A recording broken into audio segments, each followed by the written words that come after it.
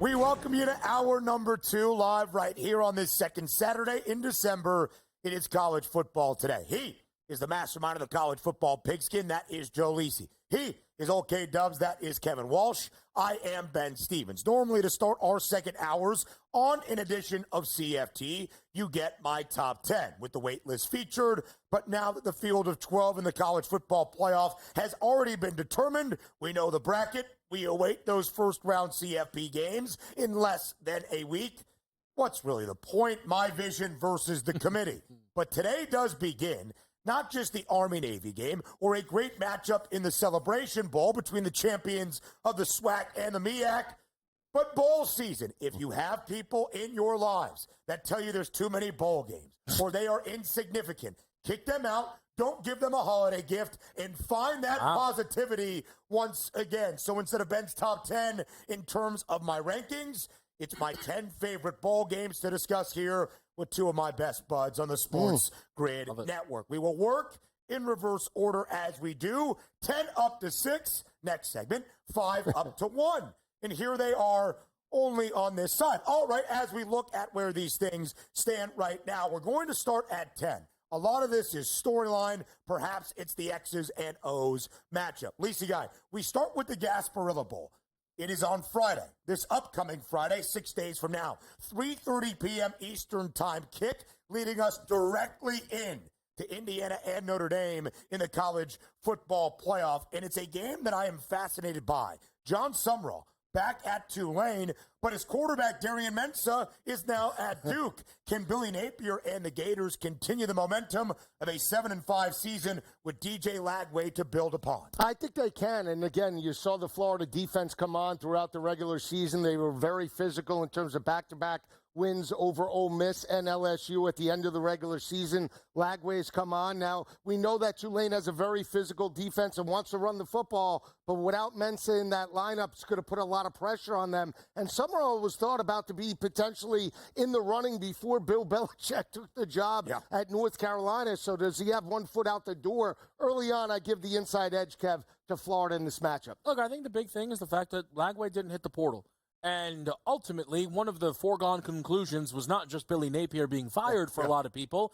It was the fact that that would have, and I think it would have, unleashed Lagway into the portal. Right. He would have been QB1, one of the highest recruits there. Obviously, a big get for Billy Napier. So I'm sure that was one of the reasons they were happy to bring back Billy, because that was supposed to keep Lagway there.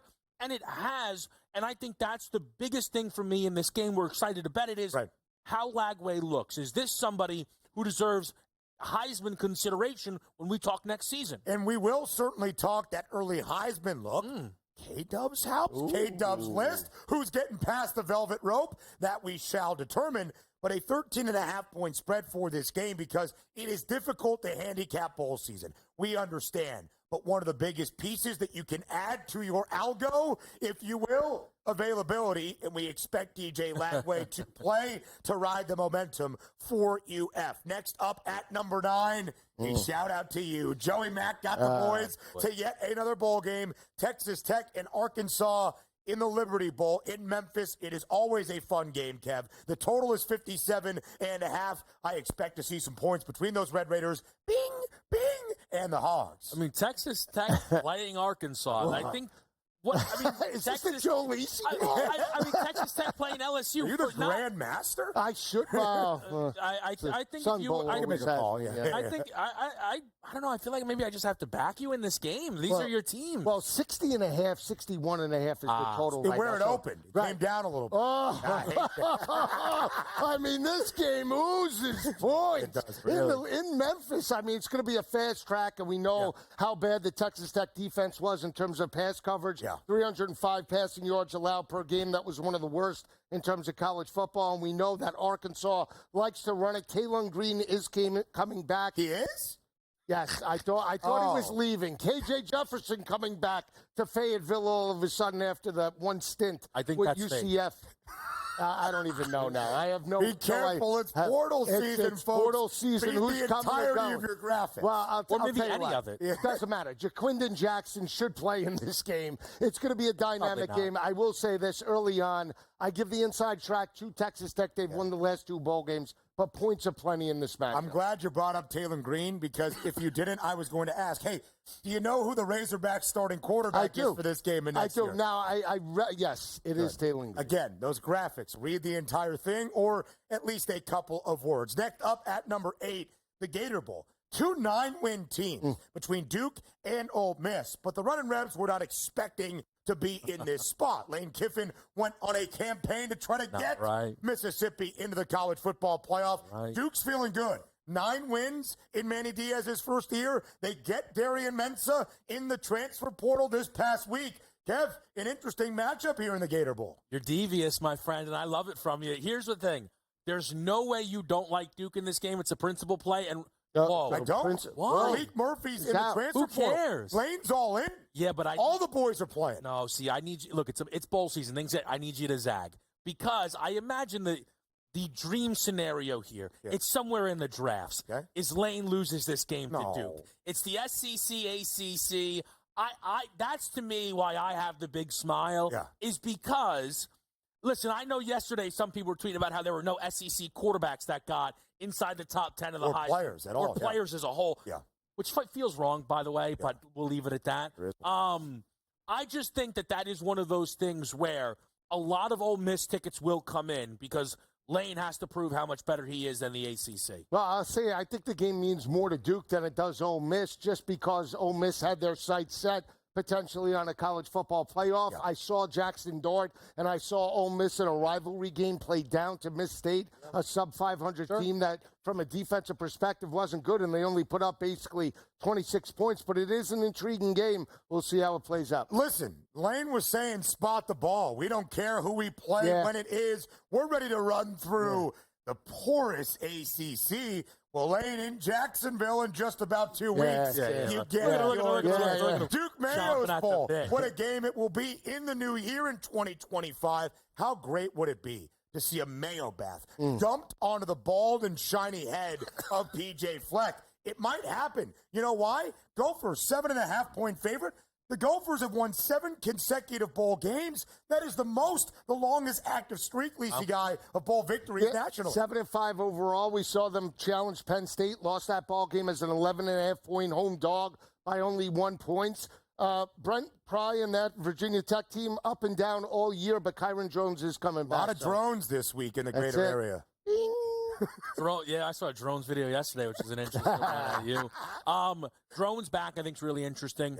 Just one of those early season, keep it in the back of your minds, what Vatek was supposed to be this year, what they were, and then what are those expectations next year? Because with drones back, they should keep high expectations. How will the books price it? And, Kevin, it's a great point, because one of the reasons Vatek had so much optimism as an ACC sleeper entering this season was because of the returning production. The most starters back at the power conference level fell flat of that. But Bayshell Tootin and Kyron Drones really solid this season, and Drones is back. You mentioned quarterbacks that finished in the top 10 of the Heisman voting. There's one that plays over in central New York for the Syracuse Orange in Kyle McCord, the nation's leading passer, who is going to play in the Holiday Bowl in San Diego against Washington State. Truly, my honest-to-God take on this is that it is so unfair that Miami then lost to not just a top 25 team, but now apparently a top 10 Heisman contender in a shootout, and they got nowhere near. Like, they got trumped by Arizona State in the final thing. I'll add this. Your boy, John Gardner Minshew-Matier. If that kid hits the portal, I want to see where he lands. As of right now, he's still on campus. He'll figure it out. I hope that Syracuse wins. Otherwise, Fran Brown won't get to shower until 2025 if they lose this game. That's a long time. There's an eggnog bath in San Diego, too. So that would be a big shower for Fran Brown. More on CFT up next.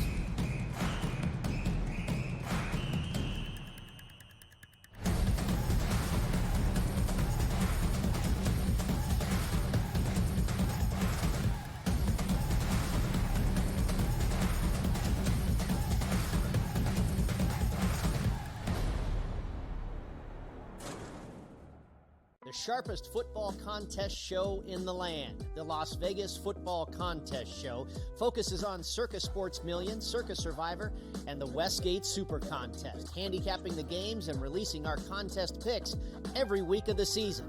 With 2 former Super Contest winners, Brady Cannon and James Salinas, a former NFL player, Mike Pritchard, and over $1 million in contest prize money won combined, the Las Vegas Football Contest Show will have you prepared this season like none other. Uncle Stevie can just walk up the aisle like he's at the supermarket. I'll get a starting pitcher here, I'll get a closer here, I'll get a first baseman here, and he'll just keep throwing things in the cart because there is no limit. Now he's gone, so they got to go get arms to make that team better. Because the bottom line was they were just outclassed by the Dodgers. Let's face it, they got their ass beat. Pharrell Coast to Coast, only on SportsGrid. I'm actually not even on a side today. Yeah. And I'll get to that. Why are you on Texas? I gave them a chance.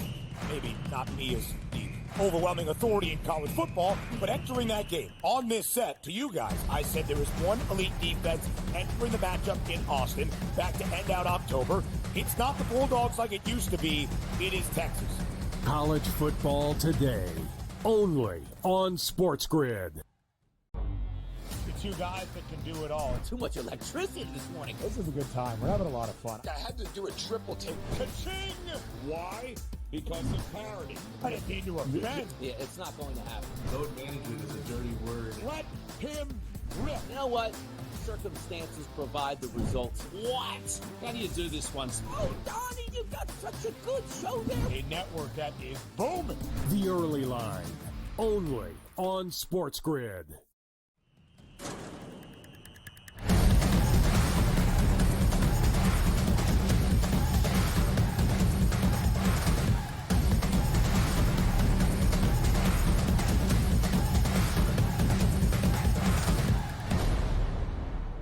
We finish out the list for the top 10 bowl games that I like the most throughout this bowl season. Holiday season, bowl season, a ton of fun. We went from 10 to 6, now 5, all the way up to 1. And I will say before we start, I am sorry about my omission of the Sun Bowl. It's okay. It's all right. It happens. You know, matchup isn't that sexy. Who is it? Louisville, Washington. Not that sexy. Louisville ended up getting a lot of respect. The FPI had him as a top 12 team at the end of the Dominant win over Clemson. Jeff Brom doing some good stuff. Should not have lost to Stanford. It could have helped a lot of ACC resumes. It did not. But those mountains in El Paso at the Sun Bowl, only done better by the San Gabriel Mountains in Pasadena, California. All right, let's work our way up. 5 all the way to 1. We start with the ReliaQuest Bowl. You might think Michigan, Alabama, when did they last play? It was in the Rose Bowl last year in the college football playoff semifinal. Michigan won in overtime in that Rose Bowl to get to the national championship game in what turned out to be the final ever game coached collegiately, at least as of now, by Nick Saban. To see where these two teams are this year, Kev, it is a storyline that is building for the ReliaQuest Bowl. Yeah, listen, no danger man on the roster. Unbelievable. Which is obviously, I mean, look, kids out there, they beat Ohio State. A lot of juice. We told you they were dangerous. I am very interested to see DeBoer in a bowl game. I think for him it's going to matter a ton. Ultimately, for Sharon Moore, the momentum that they created with the Ohio State win is all they needed to go into the next season with a lot of juice behind that team. We'll talk more about that a little later on in our show. I think Bama here, we just talk about want. I think Bama comes in hair on fire, personally. And I think it's important for Kalen DeBoer, especially if you're looking to make the playoff, to develop those players like Ryan Williams and Jalen Milroe in terms of your offense, right? The long offseason, it'll help Sharon Moore as well in terms of finding an offensive identity.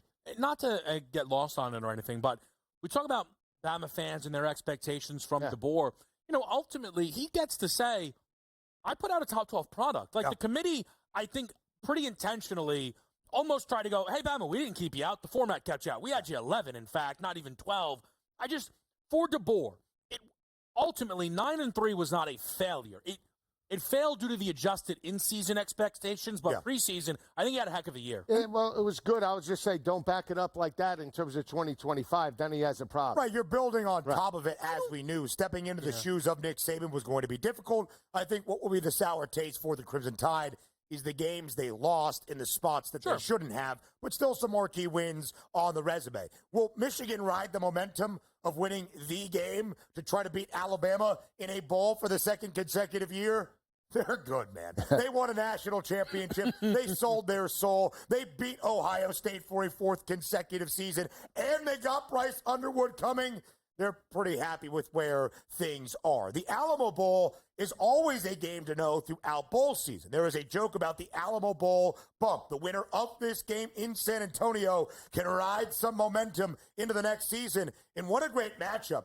A conference clash between Colorado and BYU, Lisi guy. I'm excited to see who plays in this. There are indications that both Shedeur and Travis Hunter are maybe going to go for the Buffalo. Yeah, Shedeur was throwing Malik Neighbors last night in terms of New York, so obviously wants to put on a performance along with Travis Hunter. Deion's been very critical about players potentially opting out, saying they want to finish business. This was a game that we potentially could have saw for the Big 12 championship. They were trending in that direction, but Iowa State and Arizona State were the two teams that played. So this is an intriguing matchup, typically a high-scoring game. We'll see if they could get over that number. If you don't like Deion and you like college football, that shouldn't be possible. Yeah. The fact of the matter is, I would have thought preseason Deion might have said, hey, Shedeur, hey, Travis, we got top 5 slots locked up. Let's not worry about any of this other nonsense here.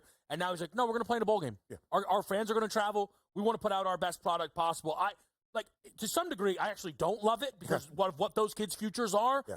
Deion, everything you could possibly want from a college football head coach is what Deion Sanders is. And they've talked about that journey together, right? That started at Jackson State with this cast and crew that has resulted in 9 wins for Colorado this year in a really marquee bowl game. They want to finish out that journey all as one. How can you not love the pinstripe ball, huh? On a Saturday in 2 weeks, live show from Billy's outside Yankee Stadium in the Bronx, Nebraska, in its first bowl game since 2016. Bill O'Brien and BC will take on the Cornhuskers. I expect to see some of the faithful wearing their Nebraska gear, walking around the streets of NYC. Max Fried, guest picker on our show, maybe. Devin Williams, anybody there?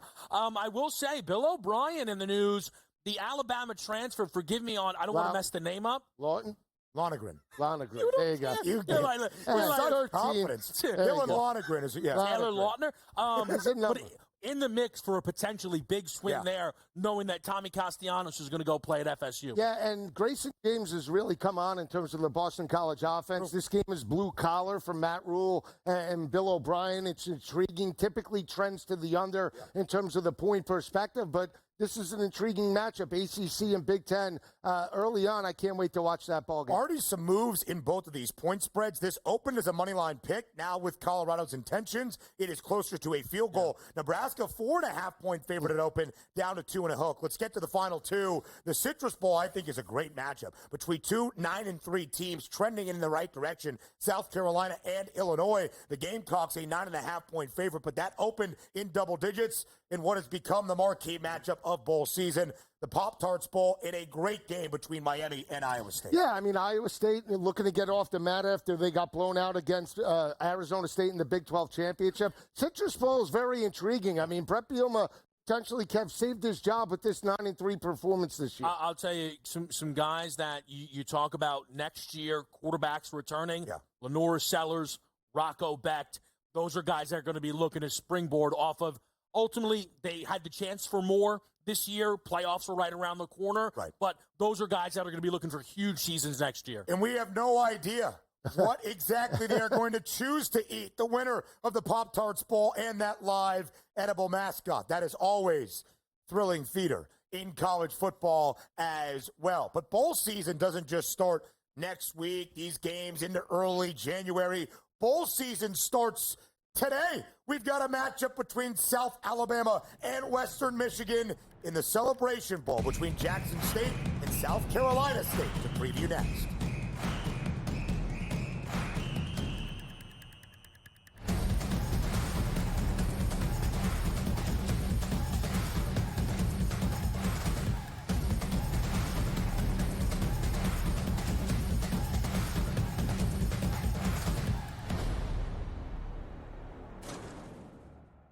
sharpest football contest show in the land. The Las Vegas Football Contest Show focuses on Circa Sports Million, Circa Survivor, and the Westgate Super Contest, handicapping the games and releasing our contest picks every week of the season. With two former Super Contest winners, Brady Cannon and James Salinas, a former NFL player, Mike Pritchard, and over $1 million in contest prize money won combined, the Las Vegas Football Contest Show will have you prepared this season like none other. Uncle Stevie can just walk up the aisle like he's at the supermarket. I'll get a starting pitcher here, I'll get a closer here, I'll get a first baseman here, and he'll just keep throwing things in the cart because there is no limit. Now he's gone, so they got to go get arms to make that team better. Because the bottom line was they were just outclassed by the Dodgers. Let's face it, they got their ass beat. Pharrell Coast to Coast, only on SportsGrid. I'm actually not even on a side today. Yeah. And I'll get to that. Why are you on Texas? I gave them a chance.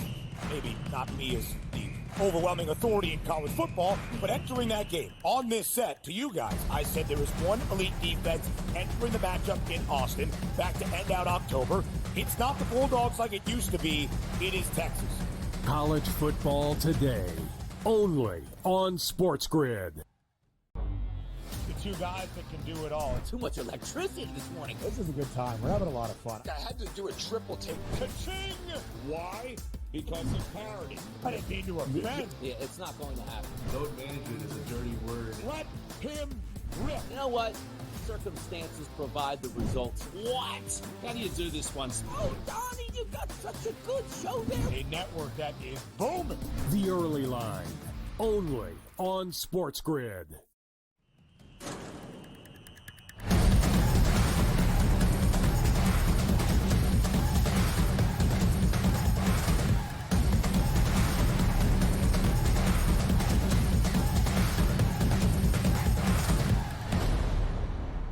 We welcome you back to College Football Today, live right here on this Saturday on SportsGrid. It is the Army-Navy game for the 125th all-time meeting. It is also the very beginning of bowl season. Tonight, around 9 p.m. Eastern Time, the first bowl game at the FBS level this season, the Salute to Veterans Bowl between the Max, Western Michigan Broncos, and a team out of the Sun Belt, Major Applewhites, South Alabama Jaguars. The Jags an 8.5-point favorite against WMU in this matchup. A total at 57 and a hook. Lisi guy, our first bowl game of many that we will see in this college football FBS bowl season. In South Alabama, 8.5-point favorite. We know they are one of the top 20 offenses in the sport. How much will that offense put up tonight against Western Michigan? Well, they might put up points, but I still think Western Michigan potentially could be live with the 8.5-point spread in their quarterback, Hayden Wolf. When you look at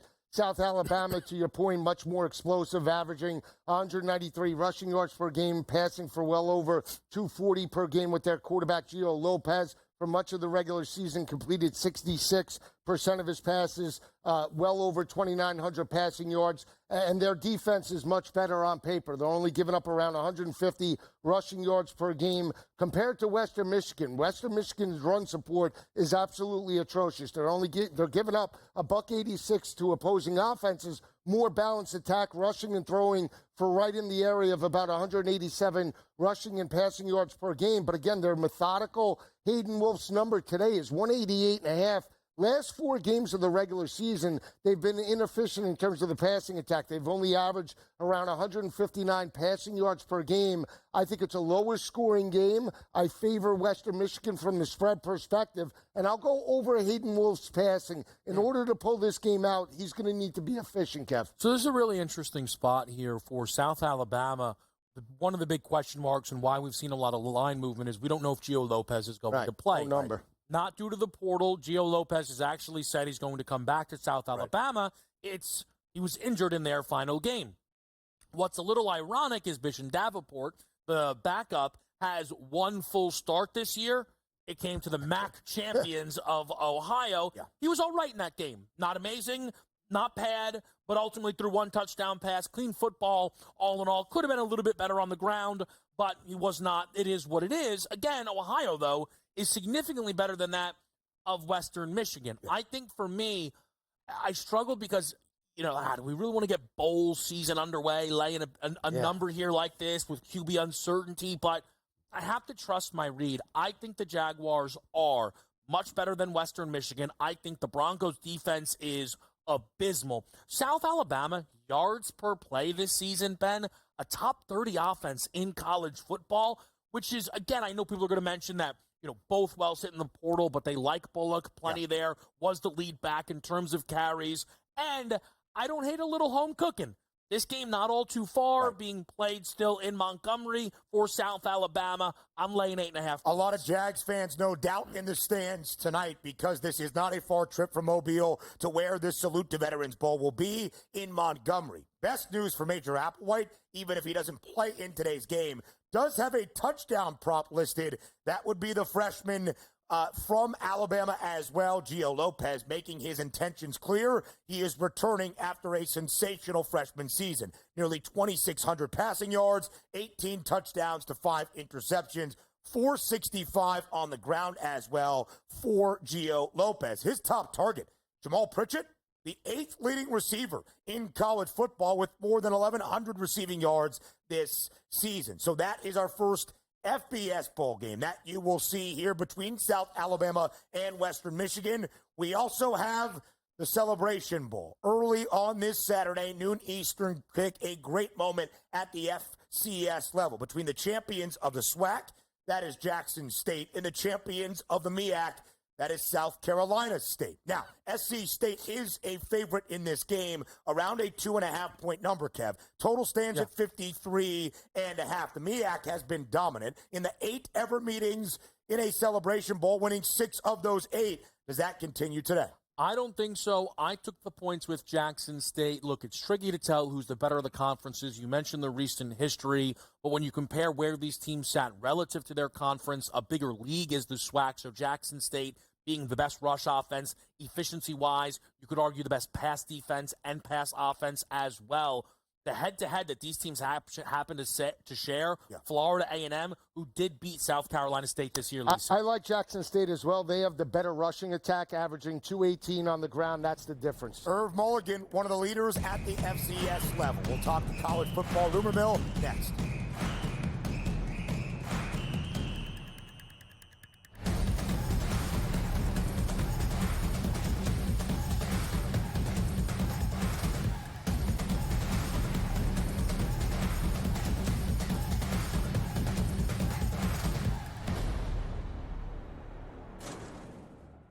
The sharpest football contest show in the land. The Las Vegas Football Contest Show focuses on Circus Sports Million, Circus Survivor, and the Westgate Super Contest, handicapping the games and releasing our contest picks every week of the season.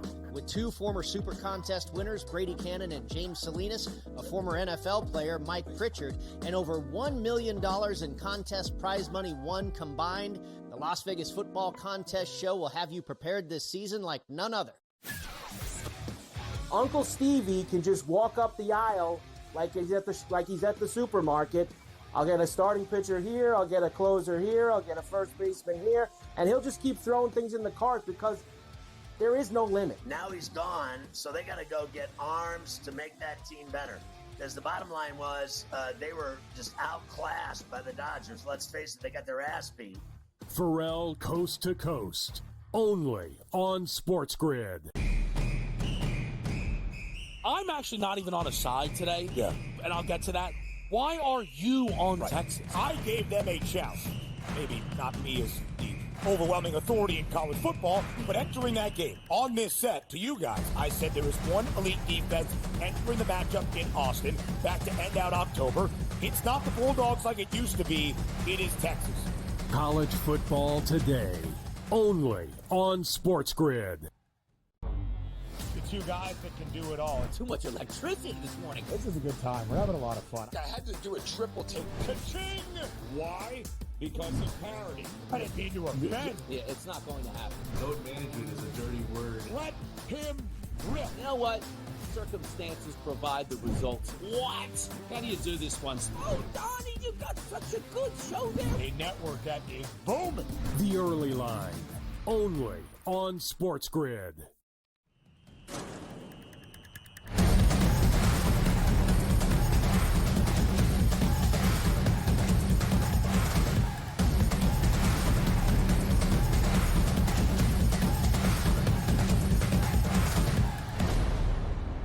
Live right here on this Saturday on College Football Today. It is the offseason for some, even if they are already preparing for bowl games. And on Monday afternoon, the transfer portal officially opened up in college football. That agency time to see big names move in the portal and find a new destination.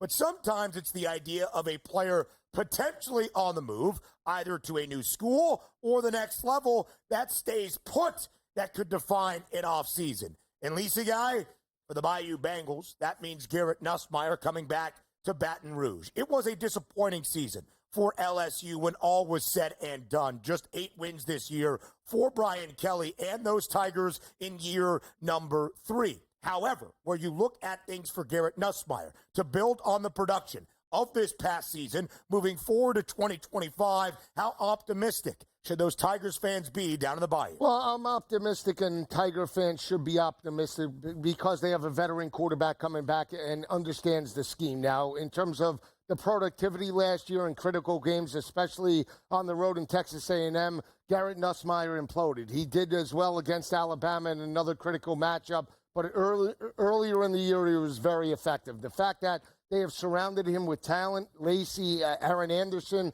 is there. He loses Mason Taylor most likely to the NFL draft. They did get Berryon Brown that comes over from Kentucky, most likely will transfer in. That'll be an added benefit. And again, a lot of LSU people that I talk to that are close to the program have made the correlation.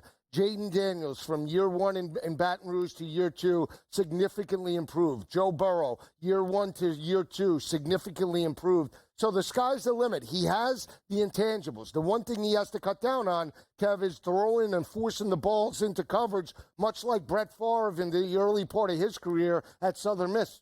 Yeah, I mean, look, he didn't have a Malik Neighbors this year, obviously. Kyron Lacey was good, but they didn't have that type of player. I mean, Brian Thomas Jr. obviously also has had an incredible year so far with Jacksonville early. I think getting Nussmeier back is awesome. There were certainly some, just because of the way the quarterback class looks to be for the draft, who were in on Nussmeier. So it's certainly a big get for LSU.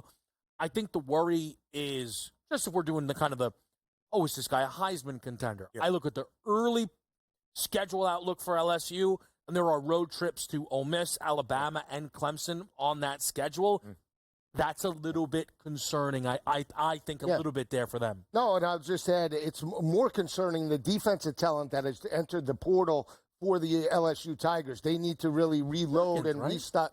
Perkins left. They lost another edge rusher. They lost a couple of defensive backs already. I mean, the attrition on the defensive side of the ball, if they can reload on that side, they'll be just fine. And still, when all was said and done, the defense was below standard for a Brian Kelly-led team. Blake Baker, in his first year with the Bayou Bengals, slightly underwhelming for being the highest-paid assistant in the sport. First 5 SEC games for Nussmeier this past year, 8 touchdowns to 8 interceptions. Final 3, 5 touchdowns, did not throw a pick, was sacked 7 times in the loss against Florida. So that's big news for the quarterback position for LSU. If I were to ask you quickly, win total for the Bayou Bengals in 2025, what do you think that number looks like entering next season? 8, probably. I mean, just ballparking the schedule. I don't know. They'd have to have a very bad offseason to have an LSU 7.5.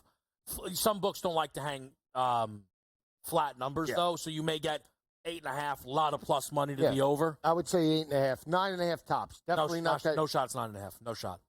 There was a time this year where we discussed in the offseason, could LSU make a run in year number 3 to that SEC championship game? They had one of the easier dockets to start the season, But the fact that they did not is damning. For sure. When you go back and look at ultimately how it played out, yes, they lost that opening game to USC, but they got that win against Ole Miss, which was a beautiful schedule spot for them, and then proceeded to lose 3 games in a row where, okay, you look back, they lose to A&M. All right, not that great, all things considered there. They were up early in that football game. off a bye, at home, so hard to beat BK, smashed by Alabama. Yeah. And then, quit on the year, lost level to Florida. A very uninspiring year from the Tigers. I would agree. The optimism that entered last season in Baton Rouge, not necessarily the one that will carry over into this offseason. Having Garrett Nussmeier back is a big help. As we look at the transfer portal early on throughout this offseason, we have seen some big-time quarterbacks make a move, and some have already signed on with their next program. That includes Tulane's Darian Mensah. As we shared during the bowl game roundup, he is on his way from the Green Wave now to Durham to play for Manny Diaz and Duke in year number 2. What a rivalry we will see there on Tobacco Road now in football. Manny Diaz and a 9-win Duke team with Darian Mensah, Lisi guy, against Bill Belichick in North Carolina. Yeah, and he played well this year for Tulane. You know, you go to one game in particular against Kansas State, he stepped up and led that team. Got his team to an AC championship against Army. He's mobile, can break, contain, and make plays with his legs. So I think it's a really good fit. And look at the elevation of Malik Murphy coming from Texas, first year in the scheme in Duke, puts up dynamic numbers and had Duke at the top of the conference for much of the regular season. Manny Diaz and that staff have shown that they can cultivate and elevate talent. So I think it's a good move for Mensah. We'll see where they go throughout the ACC this year. What I'm curious is kind of a chicken and egg question of, did Malik Murphy leave because Duke was interested in moving on and they thought they had a good shot at Mensah, who certainly a sought-after kid? Does Murphy have his thoughts that he could get to a level above the Duke program? Again, this was a high-level recruit who was at Texas, smartly left due to what that depth chart looks like. Right. And then they were like, all right, we got to pivot, and they pivoted successfully. That's what I'm really curious of, because raw numbers, people would say, boom, upgrade. Mensah's better than Murphy. But playing against, for sure, the competition in the American versus that of the ACC, I'm not sure that's the case. And Malik Murphy was a highly coveted transfer for Manny Diaz to build around in year number 1 in Durham. Malik Murphy is still going to be a highly coveted transfer in the portal right now. Darian Mensah, by some, was the top-rated quarterback prospect that entered the transfer portal. Devin Dampier, what a sensational year it was for New Mexico.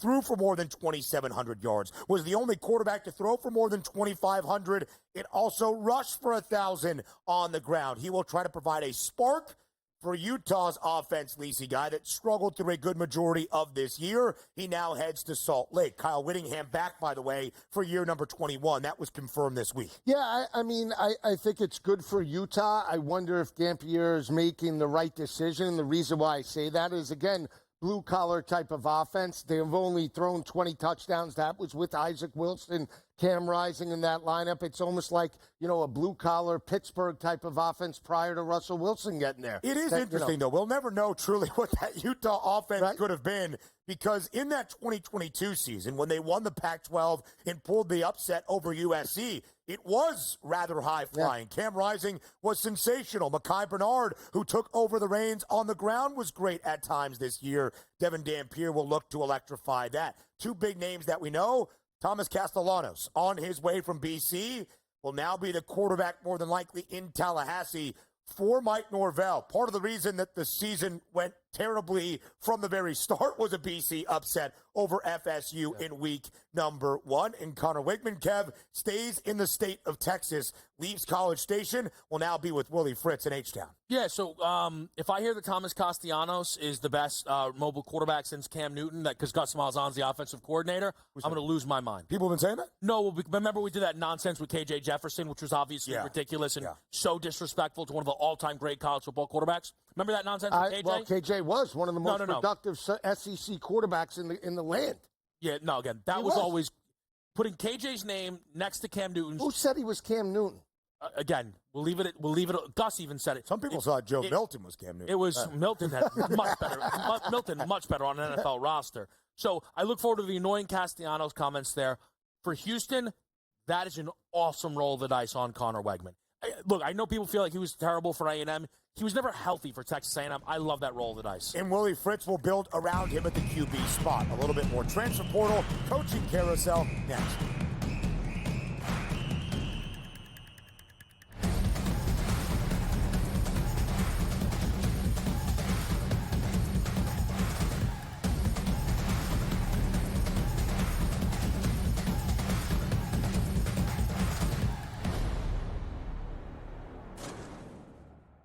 sharpest football contest show in the land. The Las Vegas Football Contest Show focuses on Circus Sports Million, Circus Survivor, and the Westgate Super Contest, handicapping the games and releasing our contest picks every week of the season.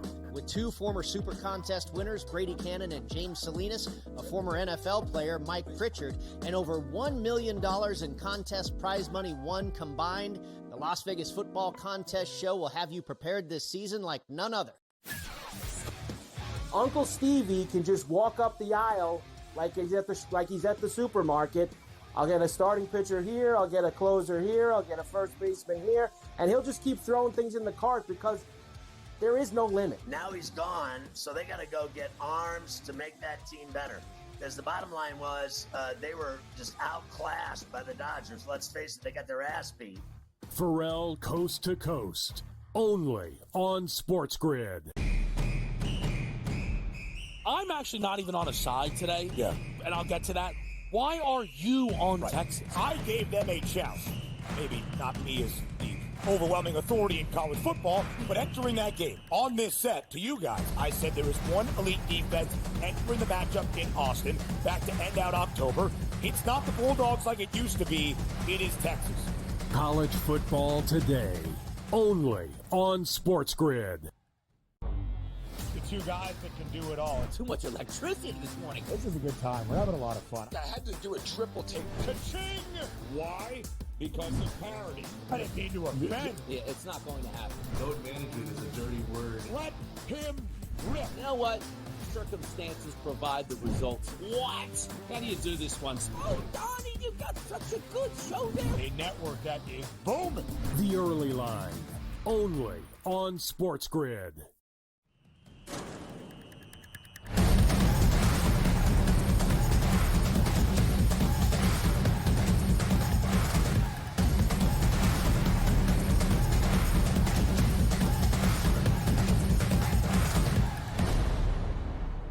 The college football offseason, even in preparation for bowl season, or with the college football playoff starting in less than a week, is already in full spin. One quarterback who is now in the transfer portal for a second consecutive year that we have not discussed, I would love your thoughts on.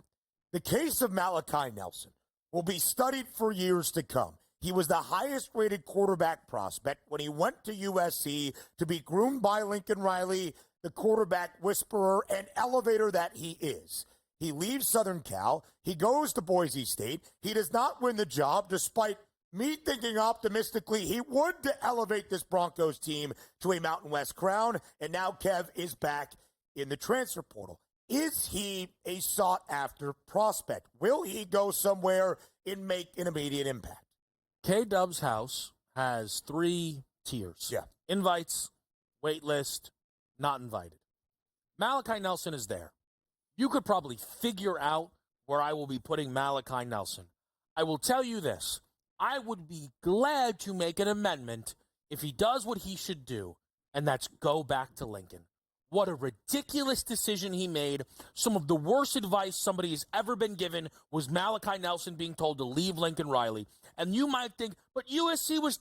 Doesn't matter. It does not matter what USC was. Malachi Nelson went to Boise and watched Maddox Madsen be not that good.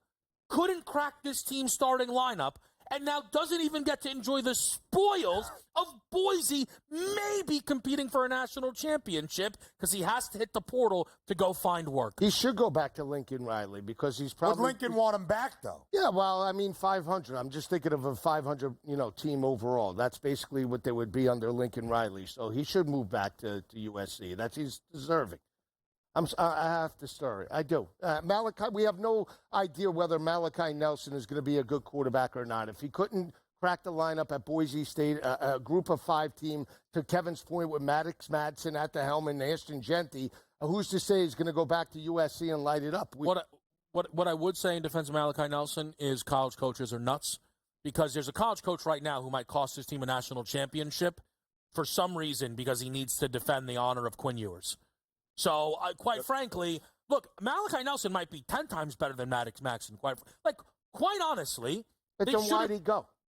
We don't know why he went, right? Why did he go to Boise? Yeah, I think he went for cash, probably. I mean, Yeah, just a nightmare decision. But Spencer Danielson said we're not paying freshmen. After Malachi Nelson already transferred in. And listen, you know I'm not the biggest fan of Lincoln Riley either. And yes, it was just a 6-6 season, but he is better than a 500 football coach. His win percentage is 77%. It is one of the 5 best among active FBS head coaches, and he's been doing it for 8 years. Speaking of FBS head coaches, it's not true what they say. You can, in fact, go home again. If Bill Belichick did not agree to become the next head coach of North Carolina, the biggest news this week would have been Rich Rod taking those country roads back home to West Virginia and Morgantown. Rich Rodriguez, after 2 highly successful years at Jacksonville State, Lisi guy, is back as the head man for the Mountaineers, the native of West Virginia, who played college football at WVU, who led the Mountaineers to their most successful run in the last 2.5 decades from 01 to 07, is now back as the head coach of West Virginia. Will he see success once again starting in 2025? I think he will. And again, Neil Brown was always on the hot seat, saved his job last year in terms of that 9-win season, and then regressed, and it started with week 1 till the loss to Penn State. But when you look at the conference as a whole, Big 12, competitive and still an offensive-minded type of conference, Rich Rod should hit the ground running. They averaged 36 points per game. They were a run-heavy offense, averaging well over 260 yards per game, threw it for about $177. I think he can have success in West Virginia, especially going back home. Now, is it Pat White, Steve Slayton's success?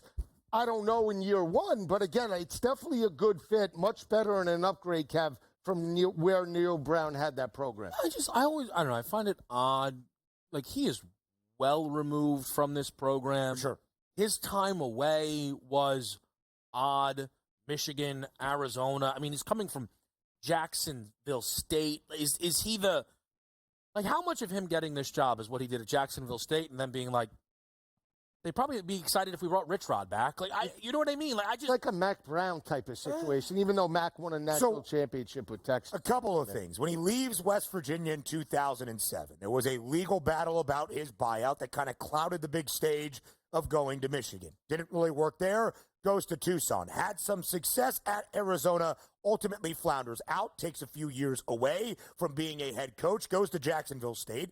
Invests and puts in that Rich Rod system that led to success. Second best rushing offense in the country this year were the Gamecocks and the champions of Conference USA. I think there is that nostalgia, but it's a guy that understands the football program going back. And again, final 3 years at West Virginia, double-digit wins. Each of those 3, of course, you know what happened at the end of 2007 when they could have played in the BCS National Championship game.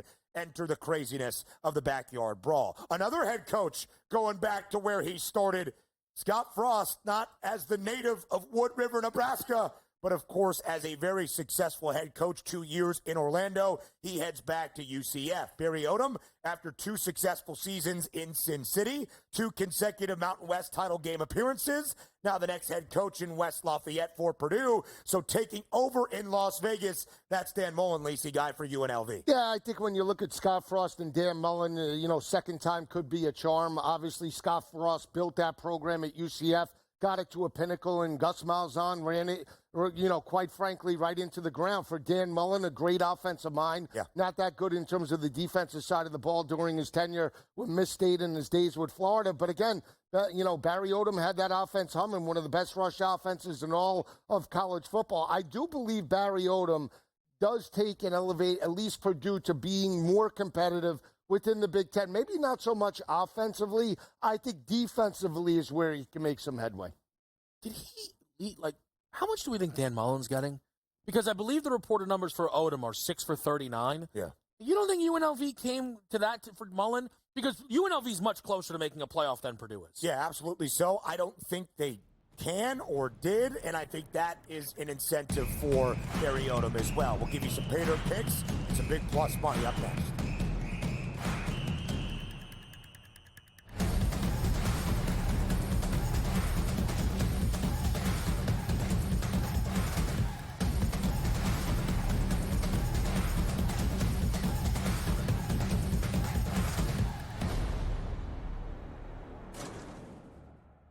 sharpest football contest show in the land. The Las Vegas Football Contest Show focuses on Circus Sports Million, Circus Survivor, and the Westgate Super Contest, handicapping the games and releasing our contest picks every week of the season.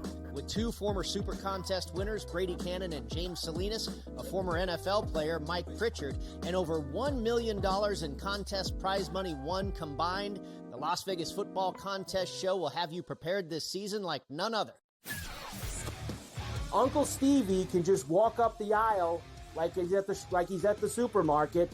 I'll get a starting pitcher here, I'll get a closer here, I'll get a first baseman here, and he'll just keep throwing things in the cart because there is no limit. Now he's gone, so they got to go get arms to make that team better.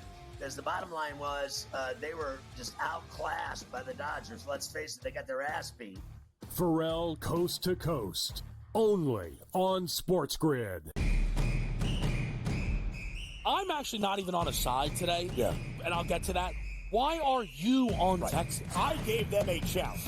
Maybe not me as the overwhelming authority in college football, but entering that game on this set to you guys, I said there was one elite defense entering the matchup in Austin back to end out October. It's not the Bulldogs like it used to be. It is Texas. College football today, only on SportsGrid. The two guys that can do it all. Too much electricity this morning. This is a good time. We're having a lot of fun. I had to do a triple take. Ka-ching! Why? Because of parity. I didn't mean to offend. Yeah, it's not going to happen. Load management is a dirty word. Let him rip. You know what? Circumstances provide the results. What? How do you do this one? Oh, Donnie, you got such a good show there. A network that is booming. The early line, only on SportsGrid.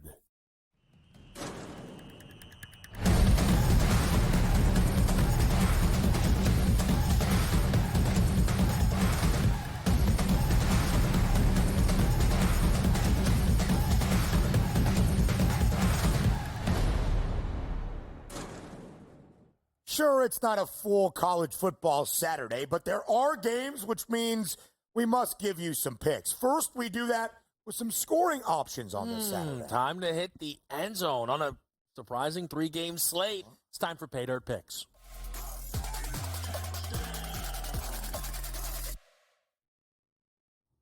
It's kind of slim pickings. I hype up a 3-game slate here, but we got about 14 people making picks these days to find the end zone. Unfortunately, last week, I didn't know Mr. ETN was going to be out there stealing the Razors tugs. That wasn't how we drew that up. I should get paid out, quite frankly, if you ask me. I am going to go to the Celebration Bowl. I think this game could be a little bit higher scoring. We'll talk about that in a second. I think that could then open the door up for Jacoby and Morgan, the quarterback for Jackson State, to hit the end zone. Scored in 3 of his last 5 games here at a plus 145 price, Lisi. I'm going to make the jump. Yeah, better rushing attack. They're averaging 218 yards per game, so it's a nice look at plus 145. I'm going in terms of Army-Navy. Alex Teska, the fullback. Teska, you got it. Yeah, I got it, right? Plus 180 last night. It's down to 170. He hasn't scored in 5 games, but again, does have 7 rushing touchdowns on the year. I'm looking in terms of red zone opportunities, fullback dive. He hits pay dirt in a rivalry game. I'll take my shot. I would say it's about plus 180. You were going to get Teska correct, so well done. Cash that ticket to begin. Gio Lopez, the freshman quarterback for South Alabama, does not have any props out just yet, but the anytime touchdown price is there and working even stronger in favor of Lopez hitting pay dirt. Now, minus 135. I like the number for South Alabama against Western Michigan, one of the more high-powered offenses in the country. That's the Jags. WMU is terrible on the ground. 4th worst scoring defense in the MAC this year, and Gio Lopez has scored in 4 of the last 6 for the Jaguars. How about the guys behind the scenes again? We got about 14 guys making picks for a triple header of games, including Army-Navy. Nick Colucci. If you see any of these outstanding graphics each and every Saturday, it is our guy Colucci behind the sticks. Eli Heidenreich for the Naval Academy to hit pay dirt at plus 190. Joe Frizo going with the mids quarterback Blake Horvath at plus 100, even money. Horvath 13 rushing scores this year. And the guy loves his sizzles, but I know he stole one from you. Kanye Udo plus 145, the Army running back to hit pay dirt Bryson Daly had 4 in the American Athletic Conference Championship game last week at home. Udo did hit Pater at the very end. I know, making Joe Lisi happy as well. I'm disappointed it's not a noon wide receiver. Yeah. It is what it is. We are, though, and I just looked at this for the first time, set up now for my favorite go for the loot of the season, I found out. So please, please, please open the vault. I cannot wait to see what's inside. Oh, that's good. That's good. We begin with an alt over from me, the Celebration Bowl, South Carolina State, Jackson State, over 71.5 at plus 500. No, the over in this game is not my best bet, nor really my pick for this game. Yeah. But it is taking a chance on this game being high scoring, as it has been in years prior. 3 of the Celebration out of the 8 games have had 75-plus points. I'll play 71.5, 38-34, Jackson State. Now, historically in Go for the Loot, we go to Lisi, then to Ben. Yeah. But that would be a mistake, because if you're going to climb the ladder, you don't start at the top. You start at the bottom. So, Ben, can you give us what is apparently your very conservative Go for the Loot play? I know what the numbers are. 2 to 1 or better with plus money. Add on $1.70. Thank you very much. Blake Horvath, 150 passing yards against this Army secondary in the 125th playing of the Army-Navy game at plus 370. Joe, you shared it earlier. The Mids, a passing attack we have not seen for the Naval Academy in quite some time, averaging 128 yards per game this season, the first time with more than 125 through the air since 2016. Horvath is thrown for at least $150 twice this season, including in one of their outright upsets as an underdog against Memphis earlier on in the season. But climb that ladder we must. From plus 370 with 150 plus through the air, we head over to the mastermind. Go big or go home. Well, I stop at 150 when you could go to 200 passing yards at 10 to 1. Now, Horvath did have one performance. UAB threw for 225, threw for 192 against Memphis. 6.5-point dogs. If you think they're going to be trailing early and often, his number today is 96.5. Go big or go home. Let's get it. Let me ask you quickly, what are you rooting for more? 220 for Blake Horvath or 199? That's mean. I say this. Can I get now like 400 passing yards combined? Yeah, come on now. A little Sis, hour number 3. That's up next.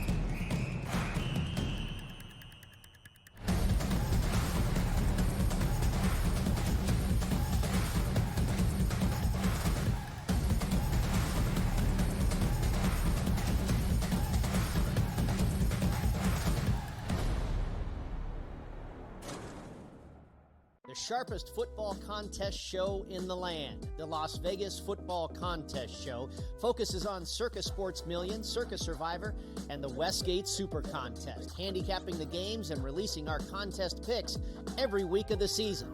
With 2 former Super Contest winners, Brady Cannon and James Salinas, a former NFL player, Mike Pritchard, and over $1 million in contest prize money won combined, the Las Vegas Football Contest Show will have you prepared this season like none other. Uncle Stevie can just walk up the aisle like he's at the supermarket. I'll get a starting pitcher here, I'll get a closer here, I'll get a first baseman here, and he'll just keep throwing things in the cart because there is no limit. Now he's gone, so they got to go get arms to make that team better. Because the bottom line was they were just outclassed by the Dodgers. Let's face it, they got their ass beat. Pharrell Coast to Coast, only on SportsGrid.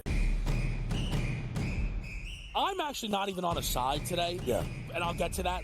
Why are you on Texas? I gave them a chance. Maybe not me as the overwhelming authority in college football, but entering that game on this set to you guys, I said there is one elite defense entering the matchup in Austin back to end out October. It's not the Bulldogs like it used to be. It is Texas. College football today, only on SportsGrid. The 2 guys that can do it all. Too much electricity this morning. This is a good time. We're having a lot of fun. I had to do a triple take. Ka-ching! Why? Because of parity. I didn't mean to offend. Yeah, it's not going to happen. Load management is a dirty word. Let him rip. You know what?